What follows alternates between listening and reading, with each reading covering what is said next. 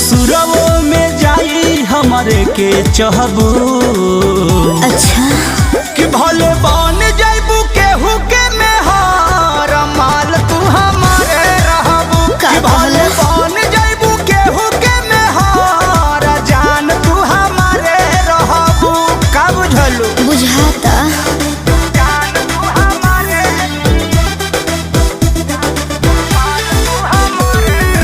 Music by Arya Sharma.